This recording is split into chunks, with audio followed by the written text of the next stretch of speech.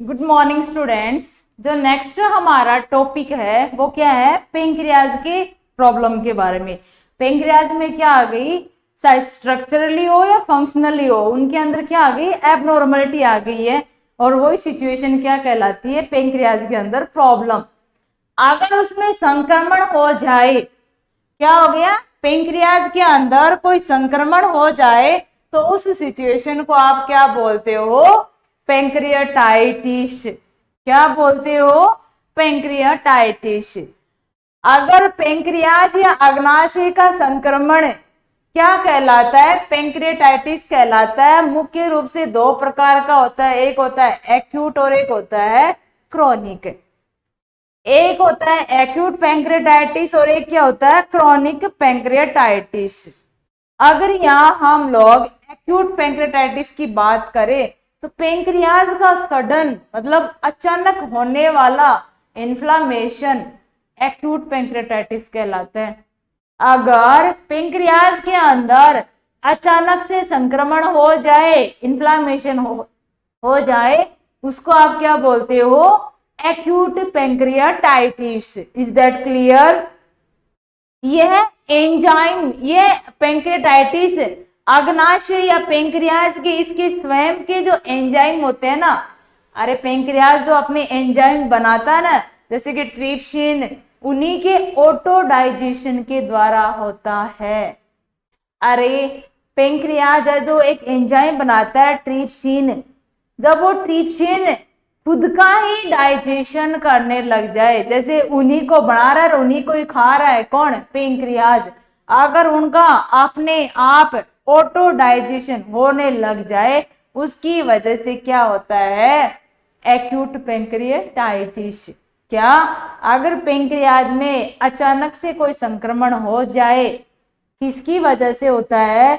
जब पेंक्रियाज के द्वारा एंजाइम निकाला जाता है ट्रिप्सिन, अगर उसका ऑटो डाइजेशन अपने आप स्वतः ही डाइजेशन होना स्टार्ट हो जाए, उसको बोलते हैं एक्यूट पैंक्रियाटाइटिस। एब्डोमिनल पेन इसका मुख्य क्लिनिकल मैनिफेस्टेशन, जो सामान्य लक्षण या प्रमुख लक्षण होता है एक्यूट पैंक्रियाटाइटिस का, वो क्या होता है? एब्डोमेन में दर्द, एब्डोमिनल पेन, पेट में दर्द, इसका प्रमुख लक्षण है। किसका?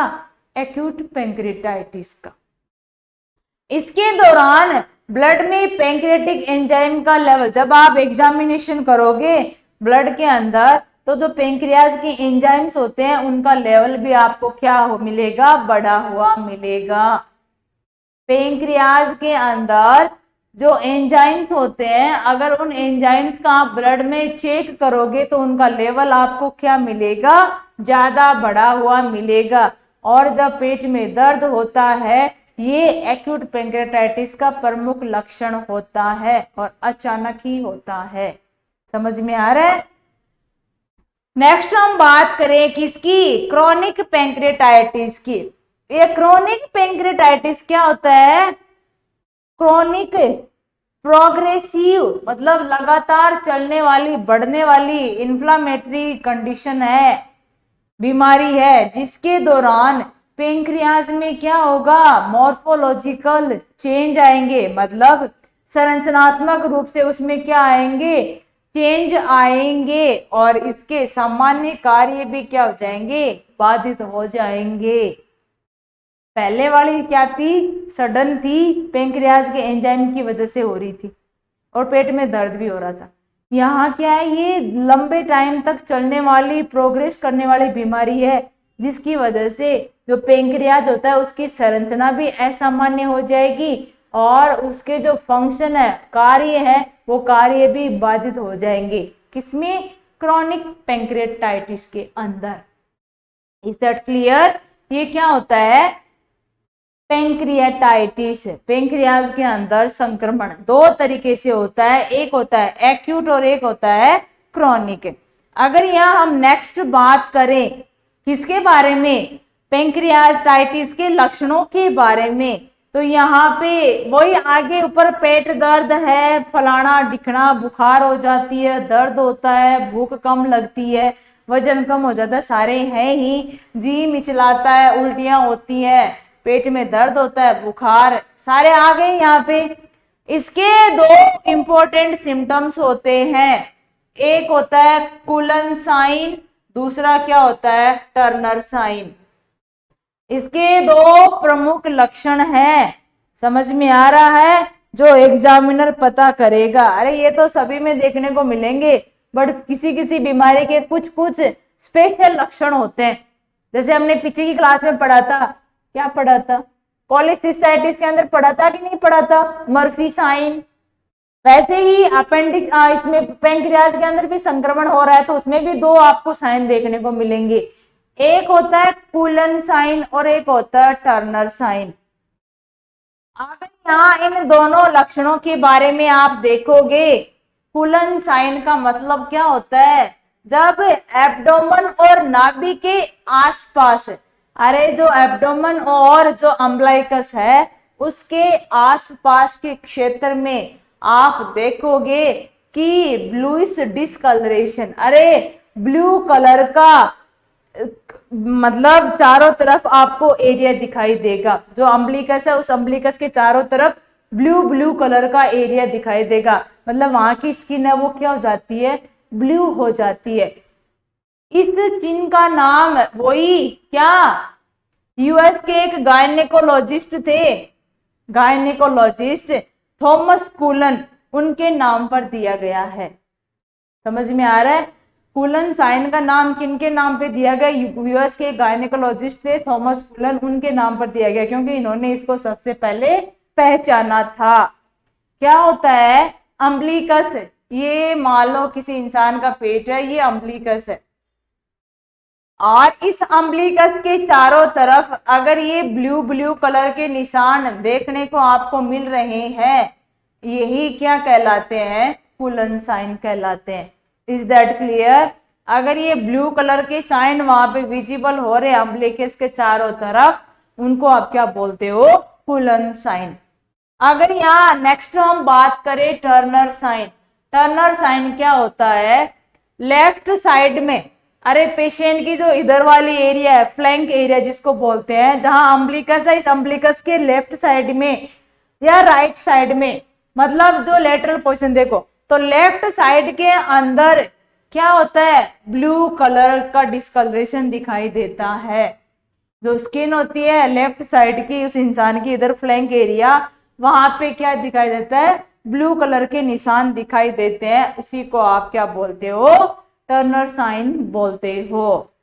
गंभीर मामलों में अगर ज्यादा बीमारी बहुत हद तक पहुंच गई है तो इंसान शॉक में चला जाएगा, जिसको हाइपोटेंशन, ब्लड प्रेशर भी कम हो जाएगा, हार्ट दिल की धड़कनें बढ़ जाएंगी, कार्डियक अरिथमिया हो जाएगा, किडनी फेल हो जाएगी, टिश्यू की डेथ होने लग जाएगी, वहां के पर्टिकुलर एरिया के जो कोशिकाएं होती हैं वो मरने लग जाएंगी। ये सारे किसके लक्षण होते हैं, पेंक्रियाटाइटिस के। इज दैट क्लियर, पेंक्रियाटाइटिस के कौन कौन से लक्षण है, बाकी तो सारे हैं ही, दो देखना, कूलन साइन और टर्नर। कूलन का मतलब अम्बलिकस के चारों तरफ जगह का नीला पड़ जाना, और टर्नर में लेफ्ट साइड के अंदर, बाई साइड के अंदर जगह का नीला पड़ जाना। ये दोनों ही क्या है, पेंक्रियाटाइटिस के प्रमुख लक्षण होते हैं।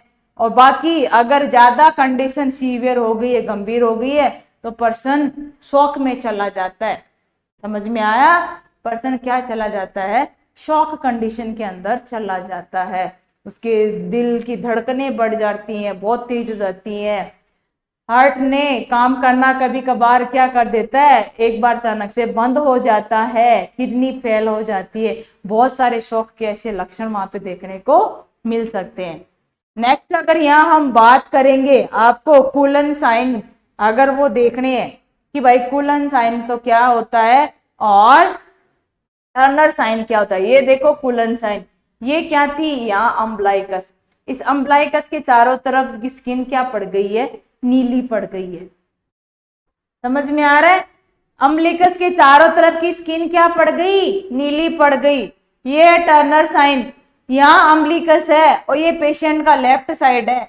यहाँ पे देखो स्किन क्या पड़ गई, नीली पड़ गई। आपने किसी ने मारा नहीं है भाई, मारने पे स्किन नीली पड़ती है, सबको पता है। लग जाती है तो स्किन नीली पड़ती है, यहाँ लगी नहीं थी। प्रॉब्लम किसमें है? पेंक्रियाज में। पेंक्रियाज में प्रॉब्लम होने की वजह से हमारे शरीर पे अपने आप ये निशान बन जाते हैं नीले कलर के। समझ में आ रहा है? नीले कलर के ये अपने आप निशान बन जाते हैं। तो जो अम्बिलिकस के चारों तरफ आगे की तरफ जो निशान बनेंगे वो कूलन साइन होंगे, और जो साइड में निशान बनेंगे वो क्या होंगे? टर्नर साइन होंगे। ये दोनों के दोनों साइन किसके हैं? पेंक्रियाटाइटिस के। समझ में आया आप लोगों को? नेक्स्ट अगर यहाँ हम बात करेंगे किसके? ट्रीटमेंट की। अगर पेंक्रियाज के ट्रीटमेंट की बात करेंगे तो मैनेजमेंट में दर्द हो रहा है तो भाई एनाल्जेसिक दे दो, जिसकी वजह से क्या होगा? दर्द कम हो जाएगा। अरे भाई पर्सन को दर्द हो रहा है बहुत ज्यादा, तो दर्द हो रहा है तो दर्द निवारक गोली दे दो। दर्द निवारक गोली में मीपेरिडिन हाइड्रोक्लोराइड उसको देनी है। हर किसी में पैरासीटामोल, डाइक्लोफिनेक, आइबुप्रोफेन, इफिडिपिन हर किसी में नहीं देते हैं भाई। जैसी बीमारी, जिस चीज का जहां का दर्द, उसी के अकॉर्डिंग आपको दवाई देनी है। समझ में आया? तो यहाँ पे जो पेन किलर आप दोगे वो कौन सी दोगे? कौन सी दोगे? मीपेरिडिन हाइड्रोक्लोराइड। दूसरी अगर यहाँ पे आप बात करोगे क्या? एंटा एसिड्स। एंटा एसिड्स आप उसको दोगे तो ये क्या करेगी? गैस्ट्रिक एसिडिटी को क्या करेगी? कम करेगी। सॉरी, जो एसिडिटी बन रही है हमारे शरीर के अंदर, उस शरीर के अंदर बनने वाली एसिडिटी को ये क्या करेगा? कम करेगा। कौन सी दवाई है? Aluminium hydroxide. समझ में है आप लोगों को? कौन सी दवाई दोगे? Aluminium hydroxide. अगर यहाँ हम नेक्स्ट की बात करेंगे, कौन सी देते हो? एच2 रिसेप्टर एंटागोनिस्ट। ऑलरेडी हमने पीछे की क्लास में अंदर इसको पढ़ा हुआ है। H2 रिसेप्टर एंटागोनिस्ट ये वो दवाइयां हैं जो गैस्ट्रिक एसिड के सिक्रीशन को क्या करते हैं? कम करते हैं। अरे ये तो एसिडिटी को कम करवाएगा, एसिड तो बनेगा बट एसिडिटी नहीं करवाएगा, मतलब उसको उदासीन प्रवृत्ति का बना देगा एसिड को। पर ये जो दवाई है ये एसिड को ही नहीं बढ़ने देगी। कौन सी हो गई? रेनिटिडीन और सिमेटिडीन। ये दो तरीके की दवाई आपने उसको दे देनी है। तीसरा हम लोग एंटीकोलिनर्जिक ड्रग देंगे, जो ये क्या करेगा? जो भी पेंक्रियाज के सिक्रीशंस होते हैं वो उनको क्या करेगा? कम करेगा।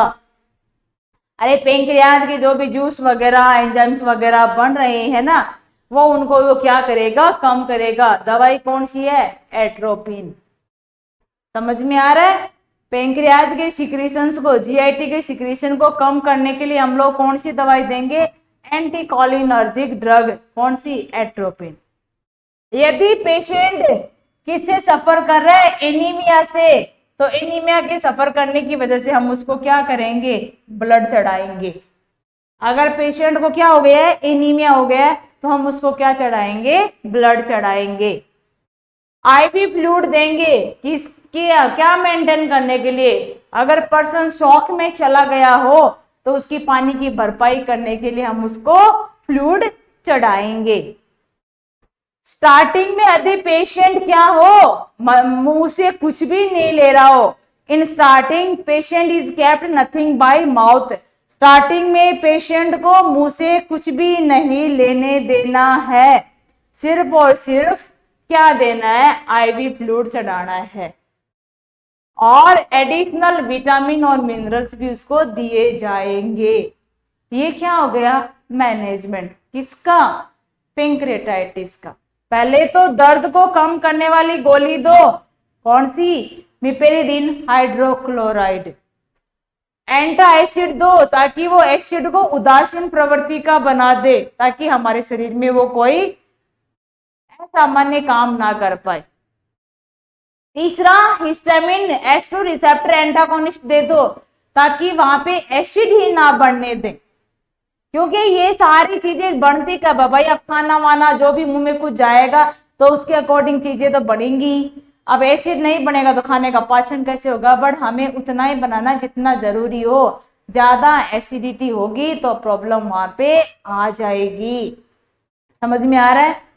अगर पेंक्रियाज के सिक्रीशन को, जीआईटी के सिक्रीशंस को कम करना है तो हमें एंटीकोलिनर्जिक दवाई देनी है, जो कौन सी होती है, एट्रोपिन। ये क्या करती है, जीआईटी के सिक्रीशंस को कम करवाने का काम करती है।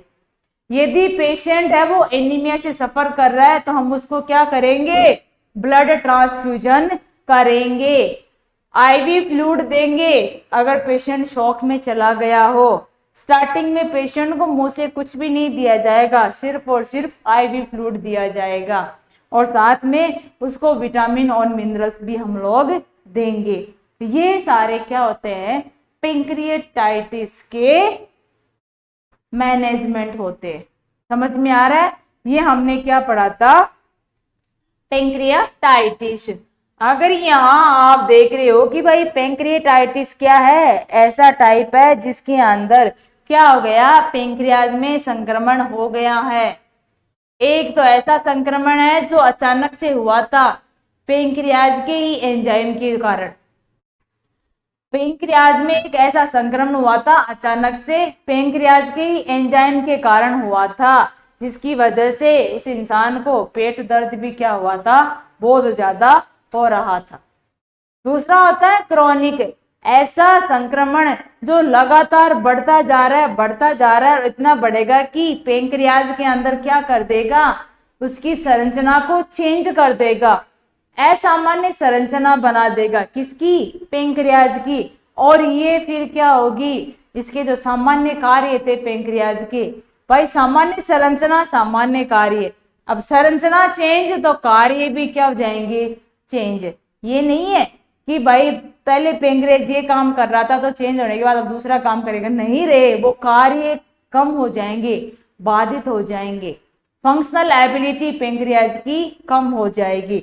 समझ में आ रहा है? ये सारे क्या हो गए थे, पेंक्रियाटाइटिस। हमने सिम्टम्स भी पढ़ लिए, दो थे, कूलन साइन और टर्नर साइन। अगर आप इनका डायग्राम देख लो ना सीधा का सीधा, अगर उस डायग्राम के अंदर देखोगे कूलन साइन आप किसको बोलते हो, अगर अम्बिलिकस के चारों तरफ चीजें नीली हो गई है, स्किन नीली हो गई है, और अगर लेफ्ट साइड में, बाईं साइड में स्किन नीली हो गई है, ये दोनों ही लक्षण किसके हैं, सिम्टम्स किसके हैं, पेंक्रियाटाइटिस के। इन्हीं सारों को जो भाई पर्सन फाइंड आउट करता है, उन्हीं के नाम पर इनका नामकरण कर दिया जाता है। और बाद में हम इसका मैनेजमेंट तो करते ही करते हैं, एनाल्जेसिक्स दे दी, और सारी बीमारियां भी हम उसको क्या कर सकते हैं, दे सकते हैं, जिनके द्वारा हम लोग उस कंडीशन को क्या कर सकते हैं, ठीक कर सकते हैं। Is that clear? ये सारा कुछ हमने किसके अंदर डिस्कस कर लिया, पेंक्रियाटाइटिस के अंदर। आई थिंक ये सारे जो टॉपिक हमने अभी पढ़े वो सब आपको समझ में आए होंगे। आराम से बैठ के नोट्स प्रिपेयर करो, उनका रिवीजन करो, सब कुछ समझ में आ जाएगा। Thank you all of you.